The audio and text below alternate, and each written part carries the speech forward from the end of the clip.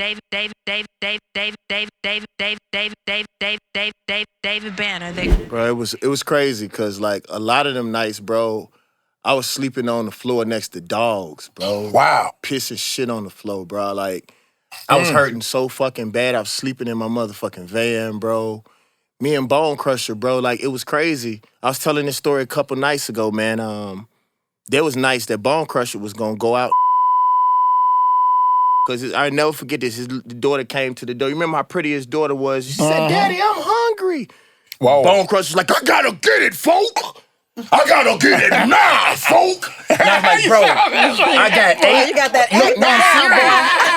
No, I'm serious. Yeah, that's cold. No, I'm serious. I had $80 in my pocket. I gave him 40. Like, bro, we this close because the way that I got, I would do the beats. And if somebody needed a hook, I'd call Bone Crusher. Bone Crusher was doing hooks. And if they needed beats, he would call me. And that's one of the things, bro, that was so crazy that I loved about Atlanta. And I wish that we could get that back.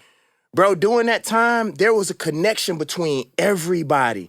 And it wasn't no biting. You had Oomp over here. You had Noontime over here. You had Tip over.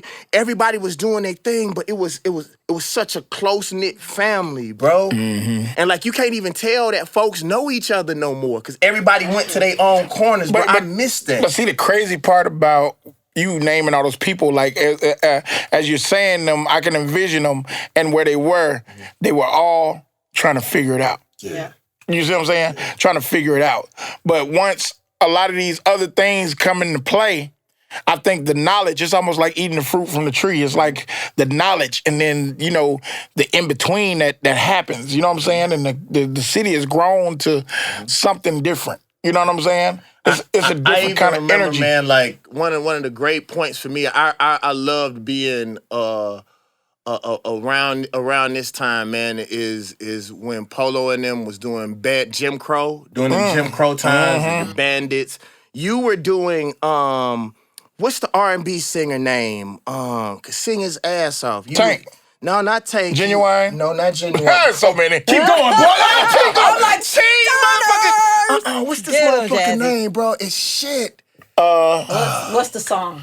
I don't know the fucking song, but you were working on him at the time. Okay. I forgot dude. Dave Hollister? Dave Hollister. Oh, that's my That's guy. who you were working on. Yeah. You were working on David Hollister at that time, bro.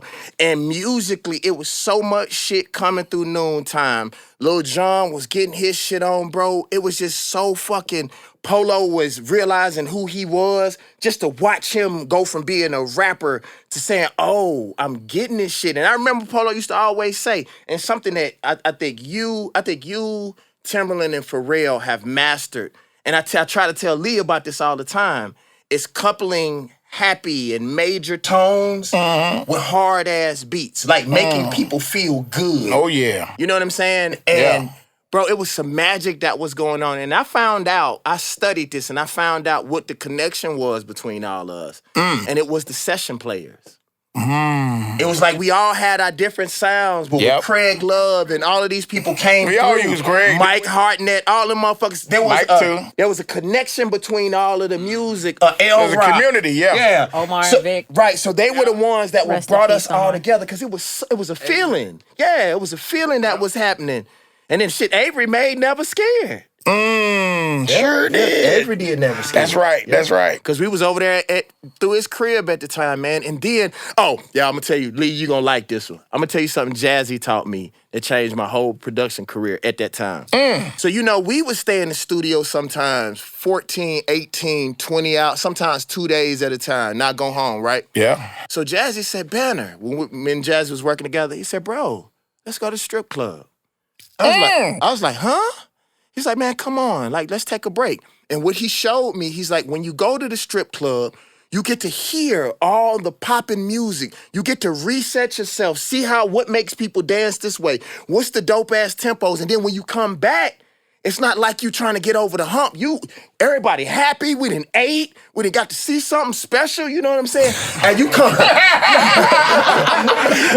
like how you put that. I See something special, man. And you get to come, and you come back. And now I do that all the time. I'll step away. It may not be the strip club no more, but I'll step away, reset myself, and come back and go, ugh. Yeah. And I just wanted you to know that, man. Let me ask you a question. Coming from the environment, man. Tell people where you from. People what? I don't think people know that. I'm from Memphis. And it's that, man. I'm from South Memphis, man. You know what I'm saying? And you know it's crazy that you was talking about the strip club and how it reset. You know, and just any club. I mean, but it just happened to be the strip club on my case too. But we're on this particular thing. But when we were working on Tila, you know, sure enough, hoes in the club, sure enough. Like when I came up with the beat. And mind you, it didn't have that sound in it. It just had the beat and the bass line. Can you do that one more time? Huh? Yeah, that was dope. Do that one more time. It sounds just like that. I've been doing it a long time. But anyway, so we were vibing to the record, trying to come up with a record for 8Ball and MJG to get on. So I was like, all right, bet. Wasn't vibing. So we went out to went to the strip club, came back. Man, I think Tila walked in the booth. He walked in the booth. He was drunk. So when he's drunk, he all over the place. So and he never freestyles. So he got on the mic and just started going saying, it was some hoes in the club showing up, shaking their ass in the club. Nigga, what? I said, boy. If you don't keep going, come out of there. Commands the stage. I said, come out of there. I went in there and I said, man, play that beat back. Hoes in the club showing up, shaking that ass in the club, nigga, what? Man, hey, boy, everybody just stopped. I mean, I think we had some girls, you know, come back with us or whatever. Man, that everybody just going crazy. Okay. All right, so I tell you one of my favorites, and I still can't find it. I called you about this. Table Dance, the original version with the girl on the drums. The table dance for Tila. Yeah, I know about the original version, and I can only find that screwed and chopped. That's the only because I've tried to find that record again. I'll have Tila send it to me. That's one of my favorite records ever, bro. Appreciate Shout it, bro. out to Tila. Yeah, Appreciate that. He rapping his. He sent me full records. He's Me and still him produced rapping his that, ass yeah. in. He commands the stage though in performing too. Oh yeah, and he like Benjamin Still. Button. He look like he getting younger. Jazzy, what name us a time where you looked out. This is usually the question that Salih usually asks. Okay. I'm gonna just keep it moving. Like, what was that point where you like, damn, I made it? What was that thing? I made it. At least from what we know. When I sat with Dr. Dre, I sat down with Dr. Dre, and he told me like my antics. He explained my antics. Like, you echo stuff on the MP. When he did that, it was just something about him mimicking me that just was like, I made it. Dr. Dre. Like, you idolize Dr. Dre, man. Yeah. Like, this man is sitting here with a room full of speakers. It was me, him, Busta Rhymes. It was like, that's when Busta was about to, do the deal with him. And Busta was in there trying to sell him on something. I don't remember what it was, but he was there. And EST was there. Remember EST? He used to write for Dre. I didn't know that. He used to write a lot of stuff with that Dre. The Mailman was there. That's when they were working on the Chronic too. But that was the first time I really had a chance to sit with Dre and just bond with Dre. And that's when we did Truth Hurts, with Static. So contagious, turn my pages. DJ Quick produced it. Yeah. Yeah, it was crazy. Okay. So I'll tell you something else I learned from you that a lot of people don't know. I was asking you about the swing on your beats. You have a swing that nobody else has. And can I say why? You can, yeah, you can. He doesn't use quantizers. Not on everything. Nowadays, especially because you got triplets and all of that. Yeah. So, oh yeah. Oh, my fault, yeah. Yeah. Like, that's how you feel? Yeah. That's my shit. Yo. No, but you had a swing that I couldn't figure it out. I was like, like Eric Codes has no quantization. He was like, how you fuck do that? And he was telling me like, bro, like, natural drummers. Like, bro, this shit, it has to be real. Because I was trying to remake one of your beats one time and I just couldn't fucking figure it out. Like, I like to break shit down. And I was like, bro, I can't figure this shit out. And you say, bro, I don't quantize this. Yeah. Shit. And I thought that was so fucking dope, bro. Man, with people like, that came from working with people like Eric Sermon. Cause you know they like that. They New York. Like I love the sound You know what I'm saying? So you know, working in he had bought a house over on the south side. He a big house in a cul-de-sac, and it was like a lot of people probably didn't even know that he was in you know, he played music. I can't keep on talking. What? There ain't no quantization?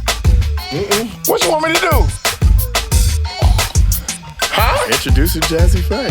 Ladies and gentlemen, I love it. you are now tuned in to the very best. It's yours truly, Jazzy Finzel Burgundy, Obama Luther King Jr. Jackson 5 the first. Yeah, the first of his kind. Biggest name in the business, longest name in the business, strongest name in the business, you dig. To my left, David Banner. You know what I'm saying? The great David Banner. Oh boy. Yeah, wise and fly. Oh boy. Finzel. Oh boy. Regina. Oh, you're glowing this morning. You're glowing this morning. Oh.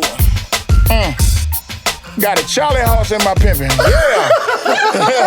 So like when you first started producing, like who was your biggest influence? My biggest influence, that's pretty good. Probably a combination. It's got to be a combination because I've always like channeled old and new simultaneously. So I say Quincy and Dre. Gotcha. That's dope.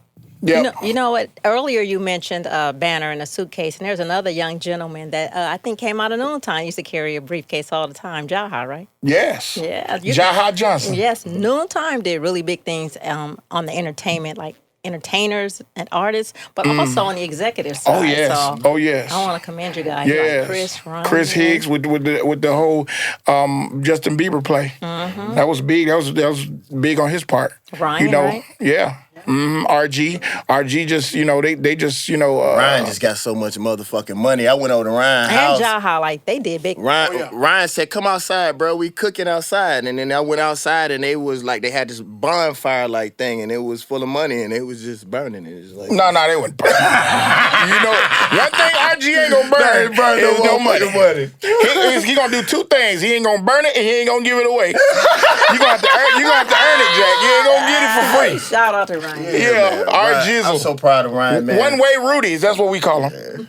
He know. Yeah, man. It's on his Instagram. Say one way. So dope. So what's next for Jazze Pha? What's on the horizon?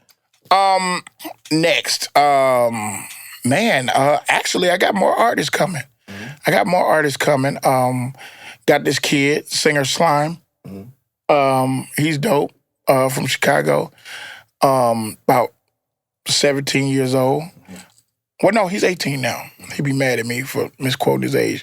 You know, kids be like, man, I'm 16 and a half. You know what I'm saying? I'm like, okay, you young. Right, you a little boy. Mess up that 18. Yeah, you know, of course, yeah, you can't do that. Ayo and Teo, you know, Nice. Ayo and Teo, they're dope. You know, they were dancers when I found them. That's what I was gonna ask. You actually called me about that. Yeah. You was like, "Better check them out. They dance." It's like, look up their YouTube, and I'm like, shit. Yeah, they're really good too. They dance and they really move the culture, you know, big time with that, you know, like they're like two of the leaders of that dance world, really are. you know what I'm saying? Them, they got cohorts and henchmen like, you know, Key to the Great, Mr. Hotspot, you know, all of them. They all move the culture with that dancing. Michi, is it Michi?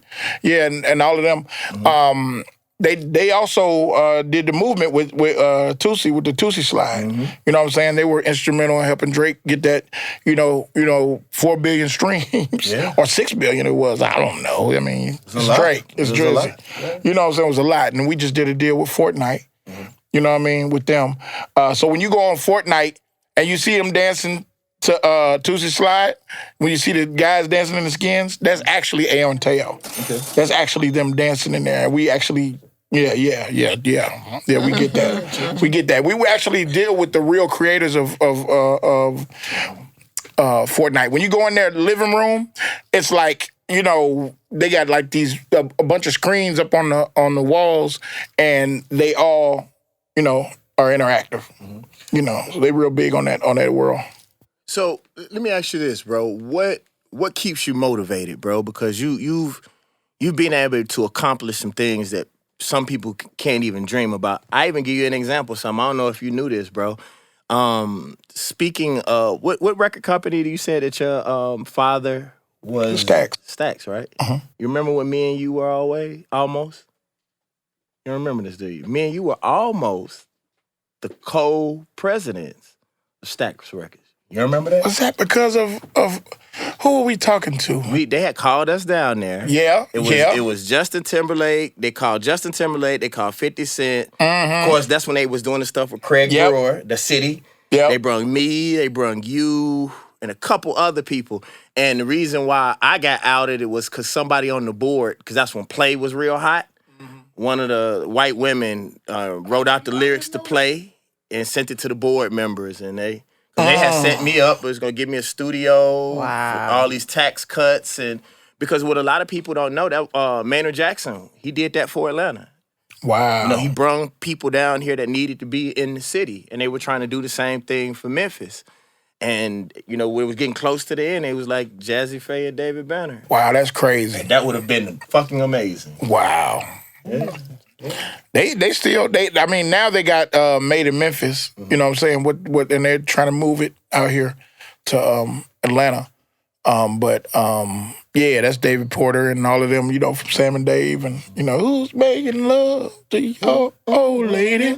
Yeah, so yeah, shout out to them. So like, for somebody been in the game and like did as much as you, like you ain't ever had that moment where you felt like you was done with it or you was cool on it, like how, you know, took the hiatus like he did. Like you ain't ever had that moment where I think I took somewhat of a hiatus. I think everybody does. I think, you know, I got to a point to whereas it was kind of like I didn't have the inspiration that I, you know, the drive that I felt like I was just going to work. Gotcha. You know, I needed to feel like, I think Ayo and Teo was a good surge for that. You know what I mean? Because between, like, before I was with them, and I think, you know, a lot of time before them and probably 2 years prior, I was kind of stuck. I'm not gonna say I was stuck. It was just like the game changed, just kind of like, you know, you in the turbulence. You know what I mean? You're like, oh, what is this? You know what I mean? And that was, I think, the beginning of the digital game, like the whereas we was getting serious. It was like, you know, they phasing everything out. It ain't no more CDs. It ain't no more like, you like, okay, now what are we doing? What are we doing? What's going on? And having to adjust to, like, that's what the God Box was for me. I'm used to selling this amount of records every time I drop something, and then not to take a slightly, not even half, over half cut on what we used to seeing, right? That fucks with your ego. Yeah, they tell you 1 billion streams. Okay, what does that mean? Yeah. What is that? What does that mean financially? Yeah, how do I equate? Okay, it sounds like a lot. Yeah. I ain't never seen 1 billion, but what is that?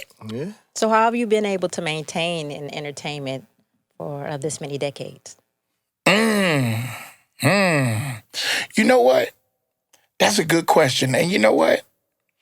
I think, in my heart of hearts, I think it's because I never really branded myself as a musician. I branded myself as a personality. Most definitely. You know what I mean? And I think I did that from being a fan of people like Teddy Riley. Yep. You know what I mean? You have Teddy Riley and people like, you know, even with Jermaine and like a lot of Puffy. You know what I mean? How they just branded themselves. They always say their names. Say their names. Say my name. Say my name. Say my name. You know what I mean? So I was like, I say my name. And you know what? As long as I've known you, you have been consistently a good person. And you're always in good spirits. So thank you. Oh, man. Thank you. Scott Parker, what you got over there, brother? What's up, Jazzy? Thanks for coming in, brother.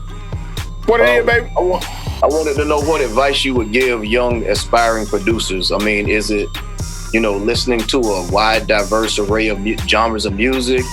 Is it concentrating on what you do? What would you say to a young cat, a young lady that was out there young and wanted to be a producer as a production god as yourself?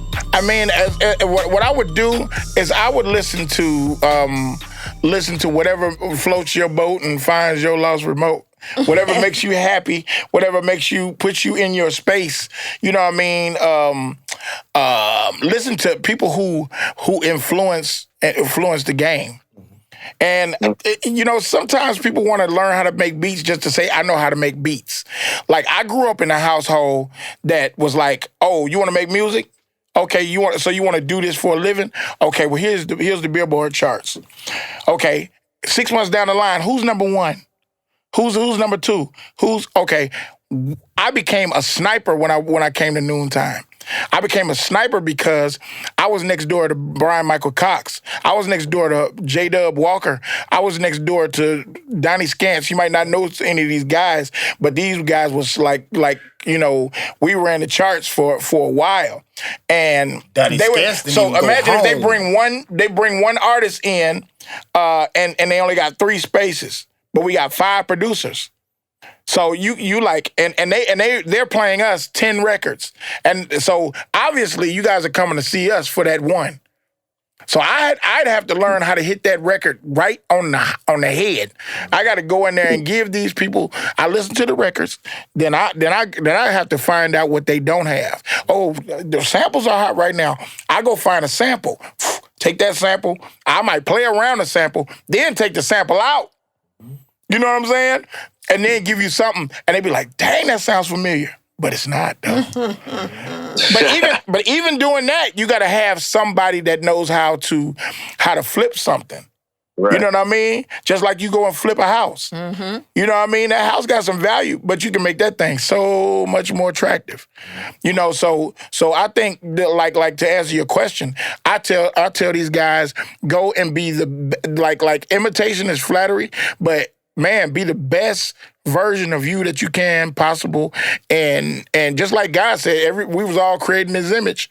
Okay, create that music in the image. Mm-hmm. Find you a team. Find you a team as well.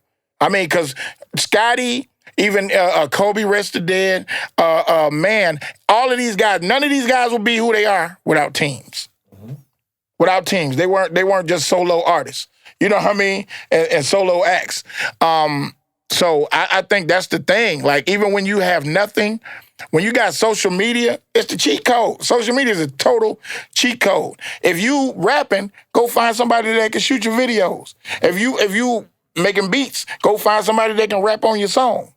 You know what I mean? The most important thing that a producer can do is have their own artist. Mm-hmm.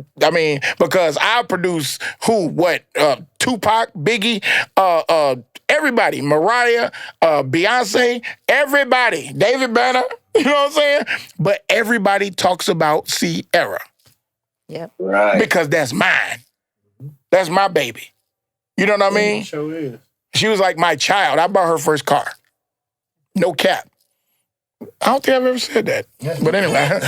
No cap, but cap. She knows it's no cap, so ain't no cap. So. But it's the truth. It happened. Yeah. Yeah, it happened. What would you tell your 25-year-old self, Jazze? Don't give away so much. Don't give away so much.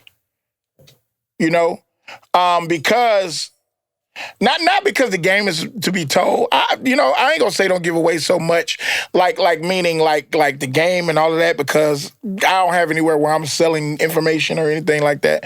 But I feel like I gave so much of myself and I was loyal to a fault. I'm with you. In a lot of spaces, $1 million of that it cost my family.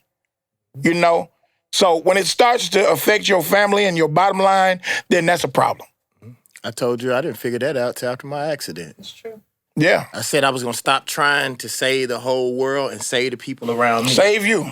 And then we can exponentially move out as we grow. Make each other stars. Like, that's one of the things I've been telling folk. Like, now that I'm moving into a CEO position and I can really move things, I'll give you an example.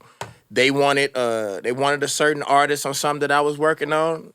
They told me who they wanted. I went and got Big Crit.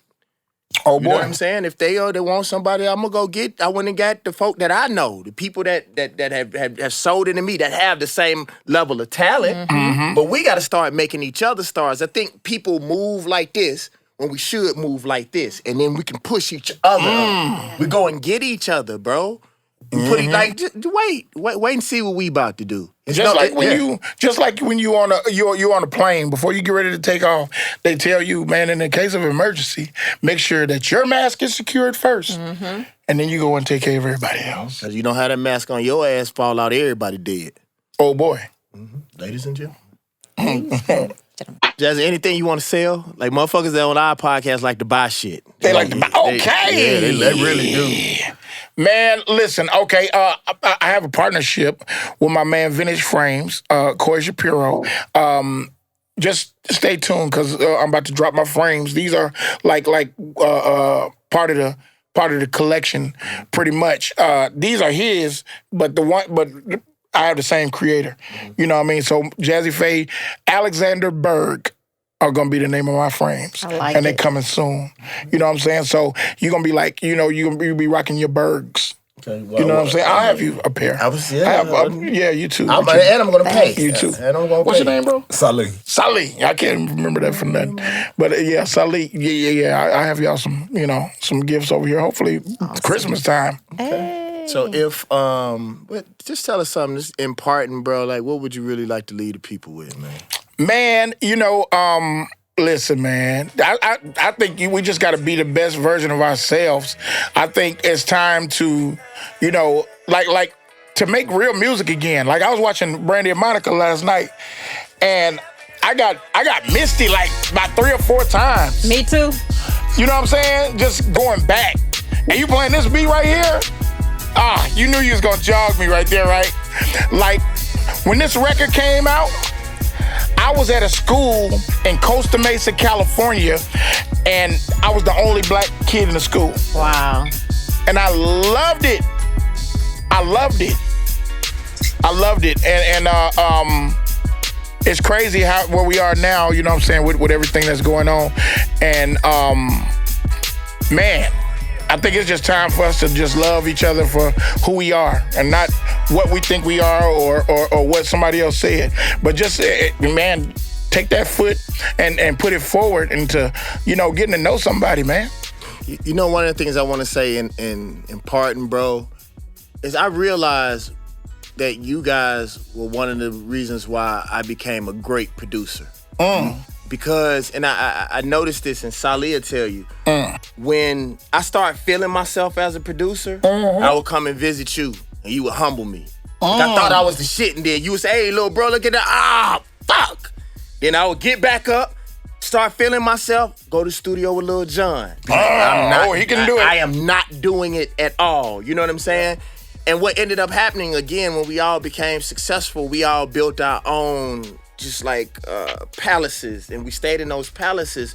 And he'll tell you while I was working on the God Box 2, I got 2 or 3 records on Tip new album, and me and Salih went, just to play some records for Tip, and I heard the shit that he was doing, and it put me back in that competitive space. Because although we not playing against each other, we still alpha males, and we still want to be the greatest. So it makes each other great. And I remember those times, man. Every fucking time I thought I was the shit, I would come and visit y'all, and y'all would put me like almost to the point. Listen, bro.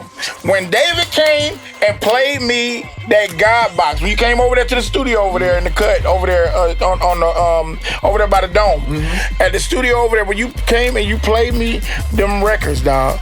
I don't know, bro. It ignited a whole different kind of. It was just so. It was something about it. It just gave me that like. It was funny. T-Pain said, "It's so angry, but that's actually just you." That's what T-Pain said. T-Pain said, "That's so angry, but that's just you." That's not even you being aggressive. Shout out to T-Pain because you know too. You heard it? Yeah. Oh, I heard what you did. that thing nice. That thing nice. I know a lot of other producers too. It was dope. He got Pharrell is executive producing the album now. Yeah, it didn't move like Yeah. Oh, that's dope. He spoke so highly of you too. Who, Pharrell? Yeah. No, T-Pain, yeah, I love T-Pain, man. Yeah.